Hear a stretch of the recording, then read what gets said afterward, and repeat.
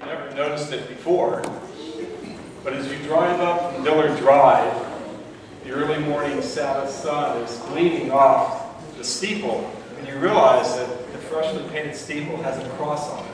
You've never noticed that before. You admire the perfectly trimmed lawn and the manicured landscape. As you drive by the front entrance doors, a bus of people from the homeless shelter is waiting to unload, whilst 3 people in the handicap shuttle are getting off to attend our church. Your thoughts flash to your mom in a distant town who is now confined to a wheelchair, and you wish that her church had a ministry that allowed her to be able to go to church each Sabbath. You enter a usually empty side door, but this time a greeter with a great smile is there and gives you a warm welcome using your name, and your spirit is lifted up for the 5th time in 5 minutes. You weren't handed a bulletin. TV monitors around the lobby flash with key updates, and a few minutes before you left home for church, you received a text with the latest information about the events of the morning. You notice on the digital signage an ad for the Tuesday evening single parents seminar, and you've heard that about 20 single parents from the community are attending. There's also an ad for the millennials meeting in the Ark, and you know that about 200 young people are attending services in the Ark. As you pass by one of the classrooms, a group of a dozen new people are taking this month's baptismal class. You stop by the water fountain, and this time the fountain actually works. As you enter the restroom, you see that someone has installed baby changing tables, and think how much easier that will be for the families with little ones. When you sit down, the hymnals and the Bibles in front of you are not falling through their holders, and the tithe envelopes are where they're supposed to be. And you notice that the pews no longer look scratched. For several months now, the mics have always been on when someone starts to talk. You no longer hear, "Can you hear me now?" people saying. There hasn't been any feedback, and the song slides are perfectly timed with the songs. As you settle into the pew, you think back to all the changes that have happened in Raleigh over the past 12 months. You're amazed at the progress and feel good knowing that you've been able to be part of expanding God's kingdom. You can't imagine going back to church the way it used to be. This is a vision of what it could be like on October 1, 2017. You maybe think of it also as a challenge. 1 year from today, it could be like this. But there's a problem. There's that old adage about 80-20, because 20% of the people right now in our church, it's pretty close to that ratio. I've added up the numbers, because about 20% of the people are doing 80% of the work. It simply doesn't work. Could this vision become a reality within 12 months? Absolutely. But we need to get 80% of our people working. So would you bow your heads with me for a moment? Father, help us open up our hearts and our minds that this vision of our Raleigh church may become a reality now, because you are coming soon. It was 1990. I recently moved to D.C., and my pastor was also the editor of Ministry Magazine, which is a monthly magazine that goes to all Adventist pastors and many other pastors around the world. He and I went to a conference of a big church in the suburb of Chicago, where nearly 10,000 people were worshipped each weekend.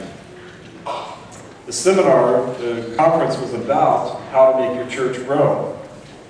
I remember one of the sessions was about how the members of that church use their spiritual gifts.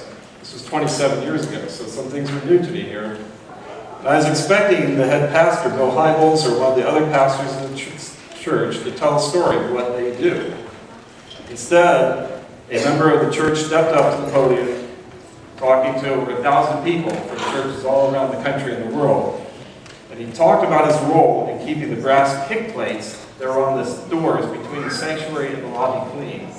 That was his spiritual gift, his ministry.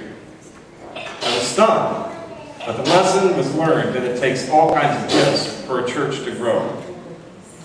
I with that, we have the spiritual gifts up on the screen. There's 18 of them. There's administration, discerning of spirits, evangelist, exhortation, faith, giving, healing, helps, hospitality, intercession, knowledge, leadership, mercy, missionary, pastoring, service, and teaching, and wisdom. God gives these 18 to all of us. Okay, not just to the pastors and so on, not just to the lead people. You know which one is yours. I was actually found it interesting when Melody asked how many have taken the spiritual gifts test. I've probably taken it 6 or 7 times in my Adventist life. And mine too has stayed pretty much the same through that time. Except when I was young. I think I lied and put in the things I thought sounded good rather than the things that were really about me. And it really opened up to me knowing best where I could serve. This month, as Pastor noted earlier, we're starting a process. And he mentioned 30 people. But that's the start of the process. The 30 people, there's a reason for that. As we were doing the planning for getting this spiritual gifts process started, we started realizing that if we gave the test to 50, 100, 150 people, we don't have the number of people to mentor those people, to consult with them. We're going to have people like consultants and mentors working in the small groups like you mentioned. We don't have enough right now to be able to handle having a whole bunch of people take the test and then wonder, well, I took the test, what am I supposed to do? And so we're going to start small with just 30 people and see where it goes from there. The test that we'll be taking, the workbook we'll be using, happens to be from that church that I went to in Chicago. They've got workbooks and presenters information and all the details as they've worked it out for their church over the years, and they share that. We're going to have 3 sermons, and Pastor mentioned we're going to have Pastor Rick and Pastors Dana and Liz also. I'm not giving you a sermon today. I'm giving you an idea of a vision, and then I'm going to give you some backgrounds. I'm going to go into Spiritual Gifts 101 and give you some background on what this is all about, where we're headed. So remember that sign-up sheet is in the lobby, and if there's all the names are filled in, go ahead and flip it over on the side or whatever. Start writing your name in more. We want more names, because you never know when somebody may leave. So if there's, I didn't look, but if there's only 30 spaces, go ahead and write in more. Don't let that discourage you from writing in. So some specific jobs that we talked about in this group as we're preparing for this, because these are nice and they give you an idea of what are the various categories. But we actually said, what is it in Raleigh right now where we have some significant gaps? Either a little bit's going on, but a lot more could be happening, or there's nothing happening at all. And so we came up with about a dozen things. We thought, well, maybe if we could get people and help fill in these areas, these are clear ones that would be a benefit to our church. And you heard the pastor mention, landscaping is one of those. Greeters, millennials team, missing members, information ministry, visitors potluck, Bible study trainers, sermon trainers, information technologies ministry, career improvement, health ministry, Bible studies, visitation ministry, and audio, video, and lighting technicians. And then this morning, as I was getting ready for the first service, Gene and I were talking, the head of our school board, and all of a sudden, there's another one popping up, of course, and there'll be a whole bunch of them like this. But he was saying, hey, we're getting ready to potentially buy a bus for the school and for the campus, the church campus, for events as a whole. And it just suddenly hit me. Bus driver, is that a spiritual gift? You're going to hear in a little bit how a bus driver maybe think that it's not very much, but it could be very major when you hear about the widow's mites. So, when I heard the story from the guy in the Chicago church who polished the brass pick plates of the doors, I realized that I had a distorted view of service. I thought the TV evangelists and pastors and conference officers were the most important people, and that the rest of us, okay, we do something, but it's not really the big stuff, right? It's not the important stuff. Maybe this is why Paul wrote 1 Corinthians 12, right? He talked about all parts of the body. In fact, pastor's going to be spending a lot of time talking. Where are you, Pastor? He's going to be spending, he's talking in the back right now. He's going to be spending a lot of time talking about this issue. Maybe Paul knew he had to write that because, and he was inspired to write that because Satan would create a counterfeit to God's plan about spiritual gifts and cause confusion on it.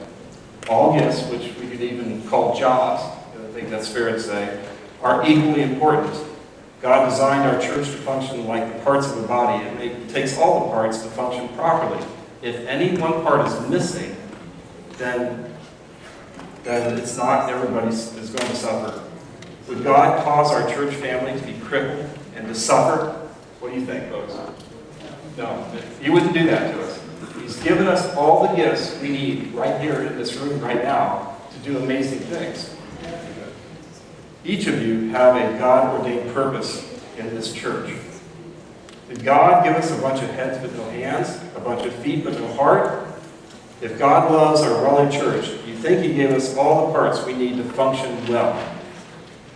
Yes, amen. Thank you. I heard an amen. Yes, He gave us everything. Let's look at the next verse here.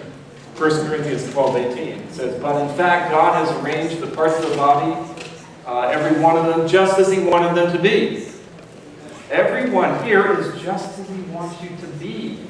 But do you really feel like you believe that? Do you really feel like you know that? Do you really understand what part you're supposed to be? Or somehow do you start thinking, well, I'm just an appendix. I'm not important. In fact, I should be cut out. I should be thrown away. No, it's not that way. We're going to go through this more. You'll see. There's some amazing things that are possible here because of this issue of spiritual gifts, the way God has set up His plan. If God loves Raleigh, do you think He gives us the parts that we need to function well right now? He gave us the parts. You said amen. What about right now? Come on, folks. What's the answer? Yes?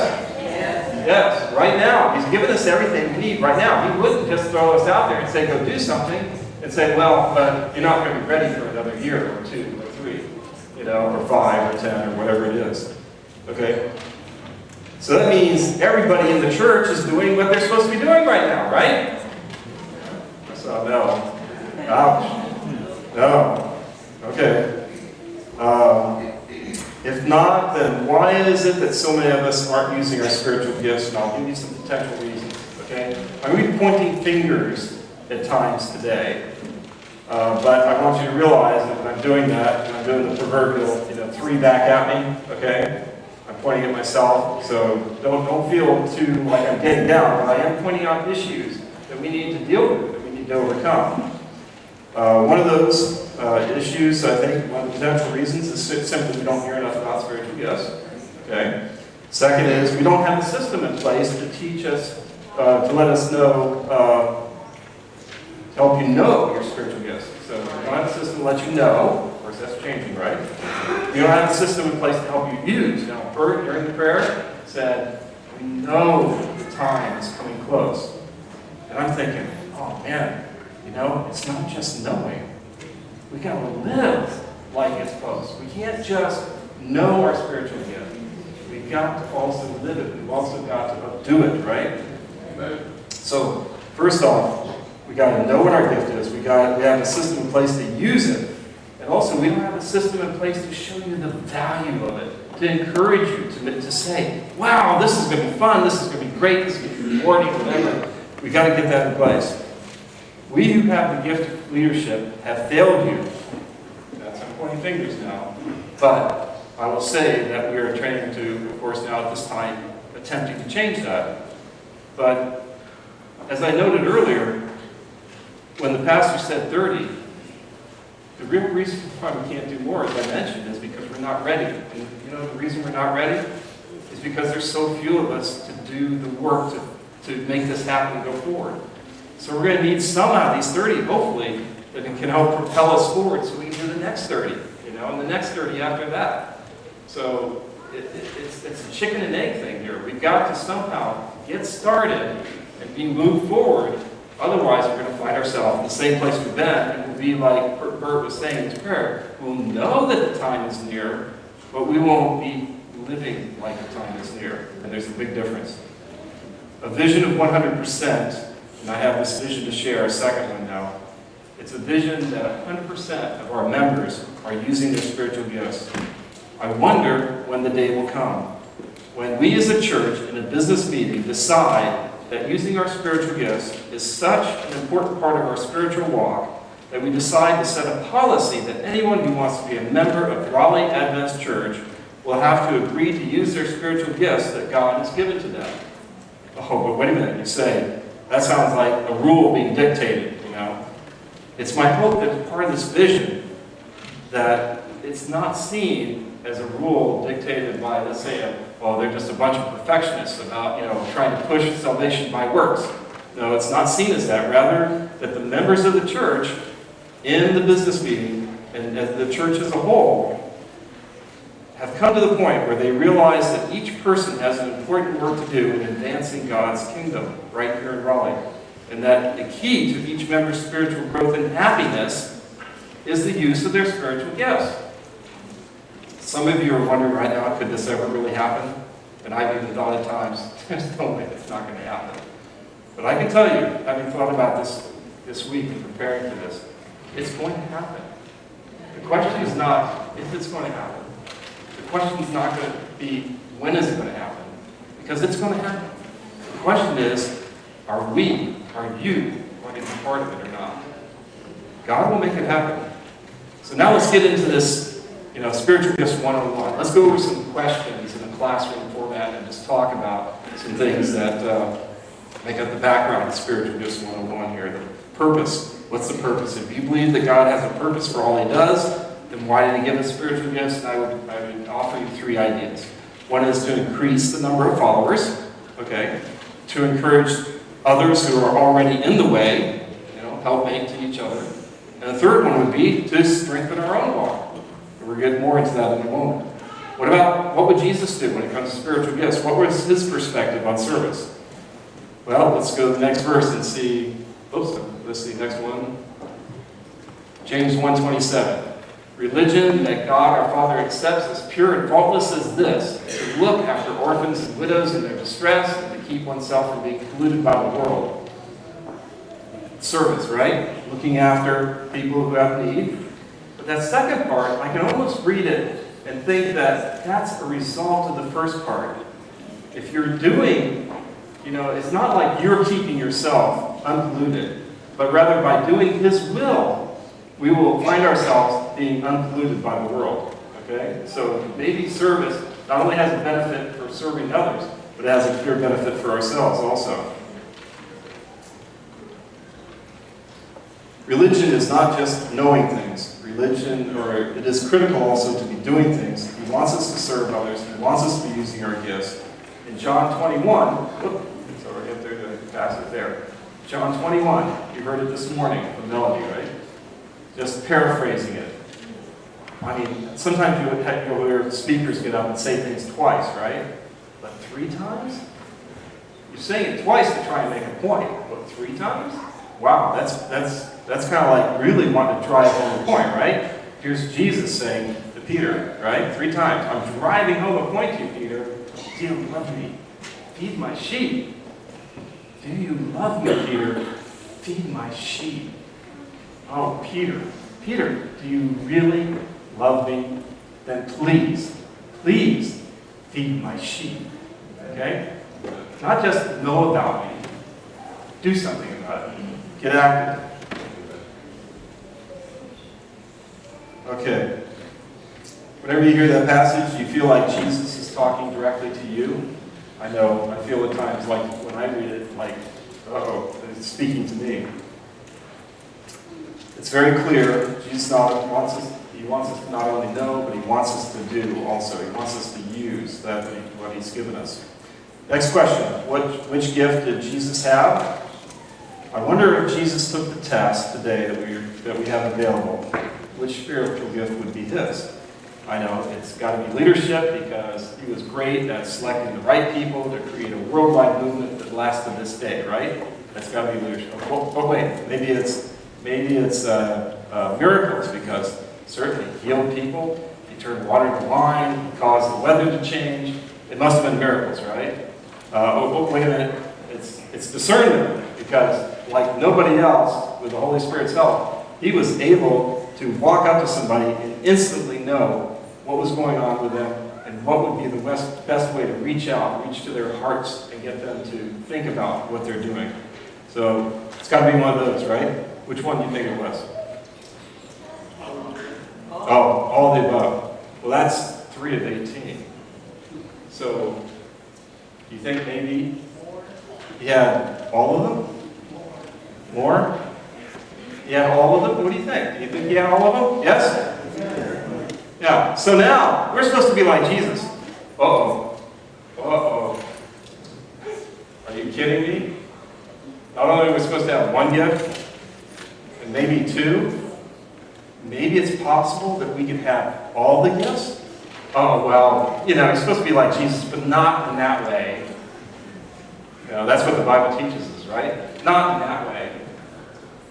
I don't know. Isn't it kind of strange to think that you would have all those gifts and be all those things, doing all those things that Jesus did? Remember, it's not a question of if. It's not a question of when. It's a question of whether you'll be part of it or not. Especially given the times that we're in and the crazy and the wonderful things we're going to see. Just hold your hats because it's going to get to be an interesting ride. Is using our spiritual gifts necessary for salvation? The best answer, let me see what the next slide is, just to get off this one. Oh, no, not yet. Oh, we'll get to that in a moment. The best answer is not what you may think. The Bible clearly teaches that we have been saved by faith, not by our works. James 2, 14 and 17 teaches us that faith without works is dead, right? Okay, it's very clear. You see it. It says it right up there. So, in the Middle East, there's a great real-world example of this. And it's the Dead Sea. It's the lowest point on Earth. In this case, it drains a lot of the areas. The rain that's on the surface and the water that's on the surface all flows toward the Jordan River Valley. And as it gets into the Jordan River, on the way as it flows across the ground, it's picking up salts and minerals. And it flows to the river. And first it's the Sea of Galilee at the top there. And the Sea of Galilee is a vibrant sea. And why is that? Because all the salts and minerals, because you know if things get too salty, things die. In this case, the Sea of Galilee is not dead. Why? That's because the salts all come in with the water, and where does it go? Out. Right? And it keeps heading south, down in this picture, right? And it then makes its way to where? What sea? The Dead Sea. And why is it dead? It's the lowest point on Earth. It's always taking in. It takes. It takes. It takes. Does it give anything out? No. So it's critical in our spiritual lives. We don't want to be dead, do we? This is an analogy for us. This is probably why the whole sea and the whole valley was put there. So we had a clear nature example of what's going on in our spiritual lives. Okay. Let's see. Jesus was not only full of faith, he was also full of works. But what about the thief on the cross? As he was hanging there next to Jesus in the last few moments of his life, was he able to use the spiritual gifts? Probably not, right? So was it his faith that saved him or his works? Which one? You couldn't do works, so it had to be faith, right? I am sure, though, that if he'd been given a chance, he would have gladly used his spiritual gifts because his heart was truly converted. As for me, I don't want to take a chance. I don't want to wait to the last minute to maybe make a decision that's going to get me, so to speak, saved. All right? So is using our spiritual gift necessary for salvation? I'm certain that unless you're hanging on a cross somewhere, that the answer would be yes. You know, using your spiritual gifts, with James, the verse we read, everything that we've been talking about so far, it's not what creates the salvation for us, but if you're not using them, you're the Dead Sea. Okay? I should be saying I'm the Dead Sea. All right? Let's see. If faith without works is dead, is using our spiritual gifts dead without something else? Let's go to the next verse. 1 Corinthians 13, the famous love chapter, first 3 verses. Kind of again paraphrased here. If I, Paul's saying, use all these great gifts, but have not what? Love. I have nothing.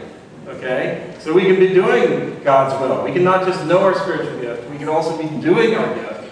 And what good is it if it's not done out of love? So we've got to really work on that one too, don't we? Make sure we do it in the right spirit. Let's see. What is the relationship between time and spiritual gifts? This one's going to start pointing some fingers and pointing at me too. How much time should we devote to the use of our spiritual gifts? Well, I don't have a direct answer from Scripture for you. But I do have a principle that may be appropriate, and that is, when it comes to our treasures, we're asked to tithe the 10th, right? So if we tithe the 10th of our week, that would be about 17 hours. But let's say, no, you can't count the sleeping time, right? If you just take the waking hours and tithe the 10th of that, that would say 12 hours, roughly. Okay? And so that's a guide, right? But I want to give you another principle to think about. 12 hours a week, man, that's already starting to make me sweat, because I don't know about you, but I don't know that I get close to that. So if that's a good principle, I'm kind of a little bit worried here. If we subtract, let's see, here's another example of thought for you, and that is building codes. And Jim will know about this, and I don't see Liz and Daryl here, but Jim will be especially familiar. They're in place primarily to make buildings safe, okay? Building codes are requirements on how a building must be built at a minimum, okay? At a minimum. What is the minimum size of beam needed to keep the roof from falling on our heads? What's the minimum size of electrical wire needed to keep it from overheating and causing a fire? These are examples of minimums, okay? Just bare minimums, just to scrape by, just to get by barely. Given that there are major earthquakes in San Francisco, would you want to live in a high-rise building there that just barely meets the minimum code requirements? I would imagine that your answer would be you would prefer not. You don't feel safe. Okay, as if you went into a building that went well beyond the minimums. You like that feeling of safety. Do you want to trust your eternal life to barely doing the minimum? But our lives today are so busy. We don't have time. I would suggest that we learn to just start using our gifts. That God will show us how much time He wants from us. And He'll make it possible in our lives for that to happen. And here I'm pointing a lot of fingers back at myself again, an example I'll give you in a few moments. He'll make it possible if we just step out and do it. He'll bless us. So which gift is most important? Well, these are all things we know. We say them in our head. But do we really feel them in our heart? Are we really willing in faith to step out and to try it? It reminds me, I'm going to put myself in trouble here, but it reminds me of that scene from one of the Indiana Jones movies where he has to get to the treasure and there's a chasm here in front of him and it's like, have faith, step out as they're looking for the Holy Grail in this one. And there's nothing there, and it's thousands of feet down off the cliff. And when he steps, it's a solid footing. He can't see it. He doesn't know it's there. He has to go on faith. He steps, and he's completely supported. Yeah, there's a hidden thing we can't see. We don't understand it. He had to step out to give it a try. Otherwise, he'd never gotten to the treasure. Okay, let's see where I am here. Okay, going back to the which gift is most important? Is it the preacher or the audio technician? Eddie in the back. Is the guy up here? The guy back there? Which one do you think? Well, faith comes by hearing and hearing by the Word of God, so hopefully the Word of God is coming to you right now from here.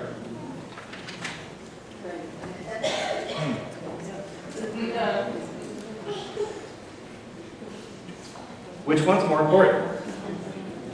Which one?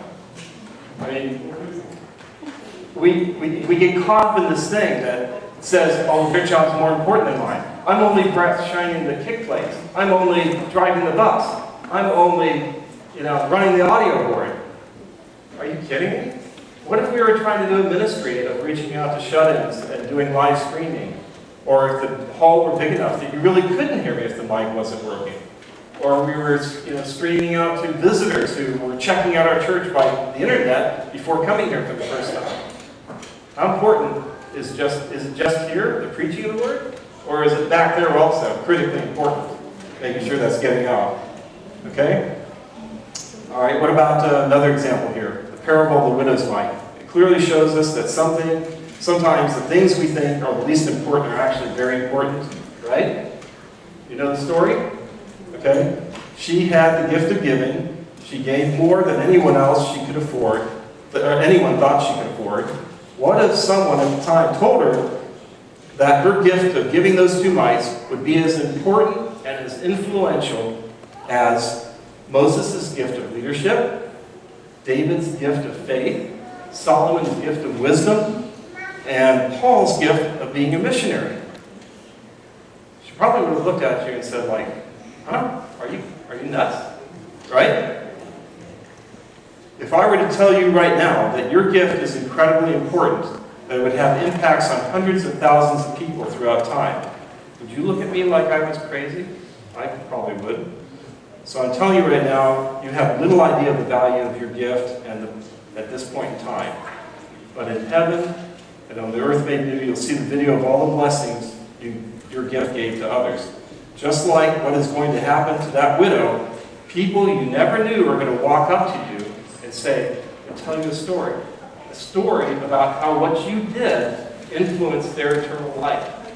Okay? You'll have never met them, you'll never know. But something will flow down, will make the connections, and suddenly you'll be realizing that, wow, that little thing I did really did have a difference. It made a difference.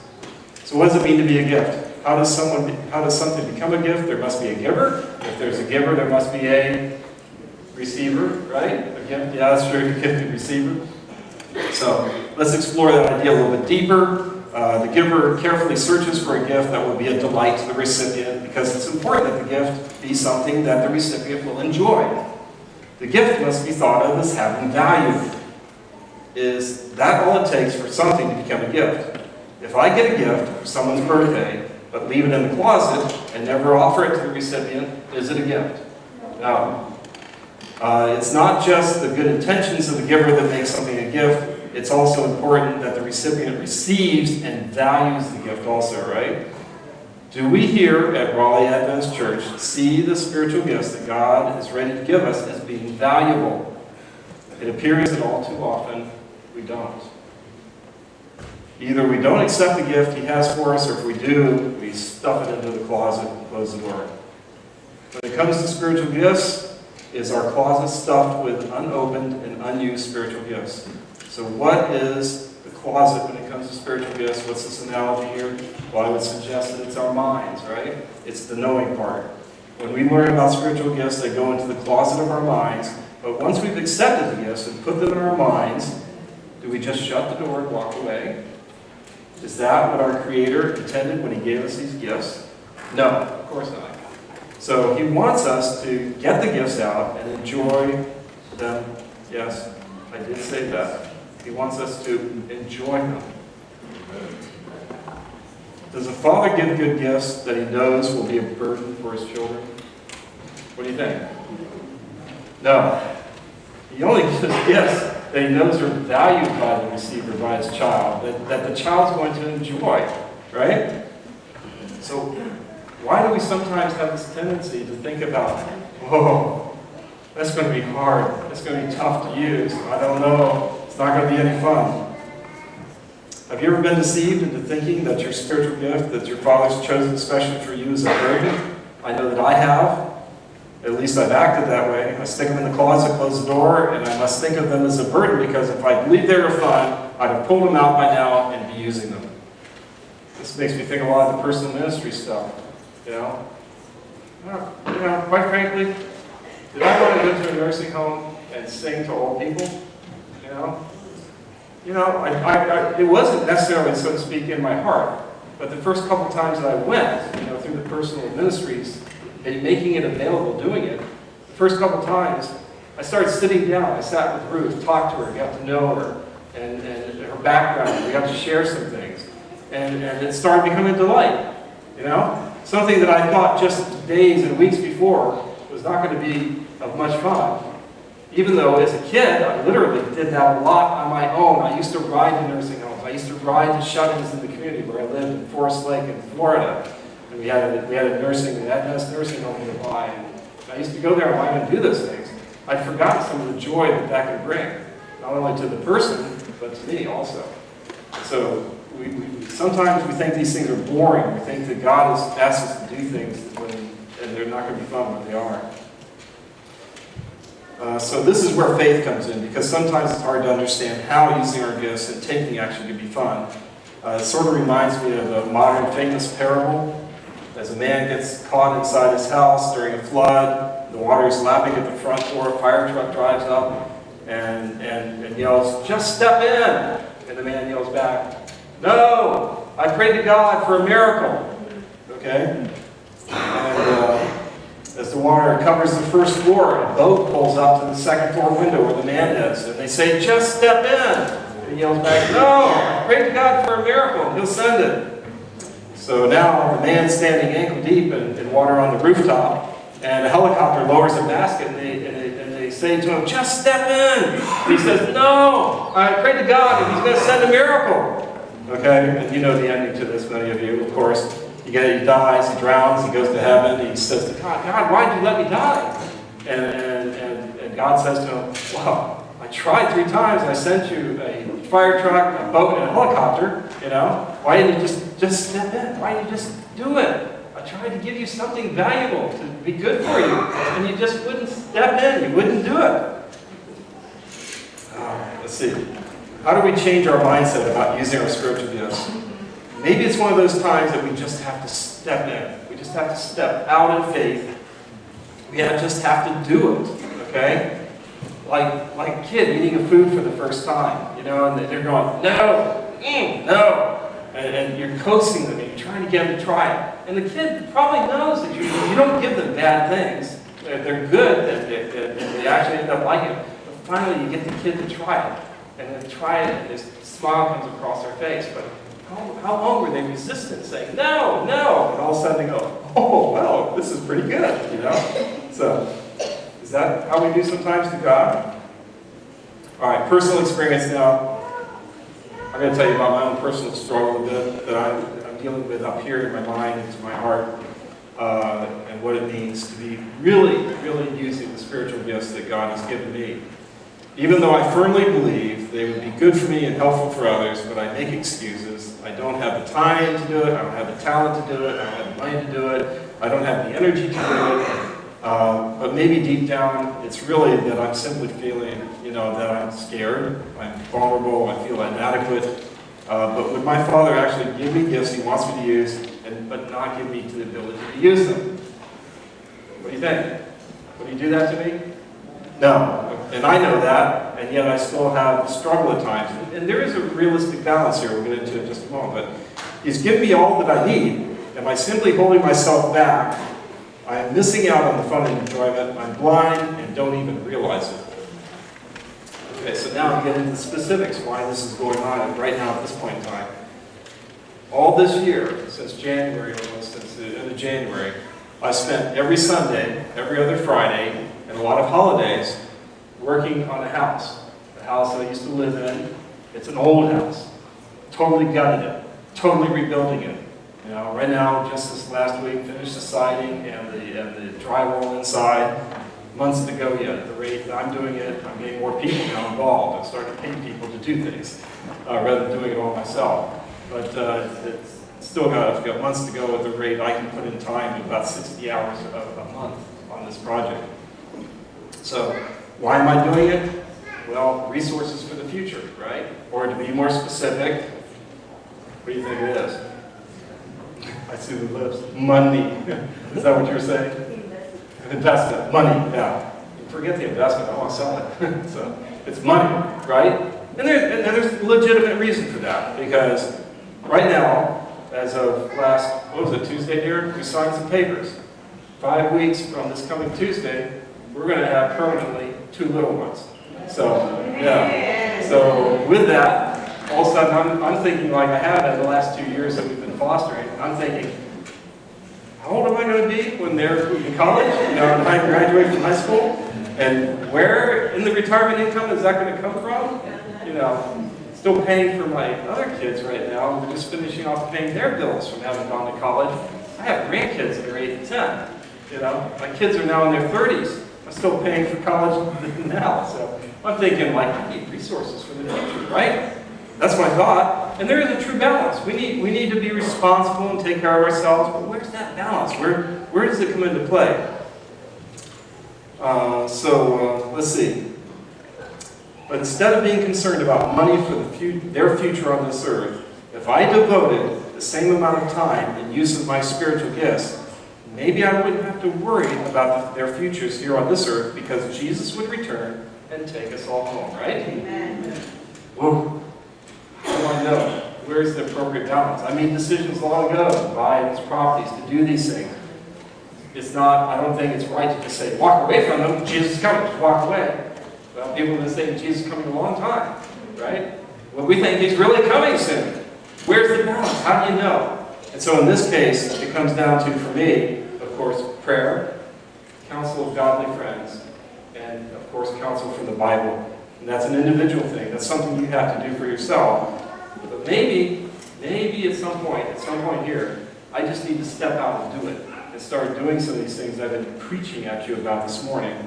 And God will take care of the rest for me. But it's really hard to know where's that best balance. So I have 7 questions for us this morning. What would it be like here in Raleigh if we were all working together? How quickly would we be growing? How happy would each one of us be? How secure would each of our futures be? Is there something standing in the way? And if so, what are you going to do about it? And will you choose to take the test and use your gifts? And get ready, because I'm going to be asking for a commitment in a moment. And if you stand, you're going to be committing to something, okay? Just be ready. There's something that God designed into us. If we're not fully utilizing our gifts, then we are feeling incomplete in our lives. Let me repeat that thought. If we're not completely using our gifts, we're feeling incomplete in our lives. Something's missing. No substitute can fill it. We can try out all types of diversion, but at the end of the day, if we're not using our spiritual gifts, we'll continue to have a big unfilled hole. Complete happiness only comes from full service. Now, with that, I'm going to go to this last. I'm sorry, Rick. Rick Armstrong made a great slide up with a Superman logo and Nike Just Do It. And I didn't go up. I didn't get it up in the slides here. If you have it, if you did, I'm going to put it out. That's the title of the sermon today. Superman or Just Do It. And why kind of a weird title like that? And as I was preparing this message, you know, a couple of things that were prominent, of course, were gifts and urgency. The urgency of doing this. We don't have time to waste on this. But a couple of the others, thank you, Jenna. A couple of the other things that came up was this theme of, to me, was this idea of Superman, okay? Or just do it. And it's really and just do it in this case. Beyond those issues, I wanted to point out something specific to be Superman because it's what you can become, and just do it because that's what it takes to get there, okay? Of course, man in this case means men and women, and super is Latin for above and beyond. Super also means having greater influence and capacity than other men and women. How would you like to be known as Superman or Superwoman to your family, your friends, and your neighbors around you? How can you become Superman or Superwoman? You can go to the gym and work out. You can make great investments in the stock market. You can leap off tall buildings with a cape on. No? I think there's something much simpler and safer than those alternatives in that. And it's just use your spiritual gifts. That's the way God planned it, designed it. If we just use them, we will become Supermen and Superwomen to those around us. Okay? God wants each of us to become Supermen and Superwomen. So that's the Superman part, right? So what about the just do it part? I think you're getting the idea of where that's going, of course. What are the steps that we need to make that happen? Open up the closet door, take the gift out, and start using it. Okay? That's all there is to it. He will supply the rest. He will take care of it. If you in faith and in love take those steps, he'll take the rest. But you've got to make the choice. It's up to you. He will not make that choice for you. He will not force you to do something that you don't want to do. So Now, the question is, who here will commit with me right now to take the test on October 22nd? Or if the list is full, to taking the test as soon as possible, because our plan is, if we get enough support, this will not be the last time the test is offered. The goal is, instead of 20% of the people doing 80% of the work, it's going to be 80% or 100% of the people doing 80% or 100% of the work, right? I mean, doesn't it make sense with what's been said this morning, that this would be such a wonderful change for our church? Remember that vision at the beginning? All those wonderful things that could happen? And it simply comes down to just saying, I'm going to step out and do it. It's like going on the personal ministries things. I'm just going to step out and do it, you know? And the benefits that result from that. So, I'm going to ask you now, who is willing here to stand up with me as we close this service? Standing, who's going to join me? Okay, be prepared. Put your names on the list as you go out. You'll be glad that you did eternally. Your family will be glad that you did eternally. Your friends will be glad that you did eternally. And your neighbors will be glad that you did for eternity. So just do it, sign up, and then Jesus can come and we'll be done in this place. Thank you, everybody.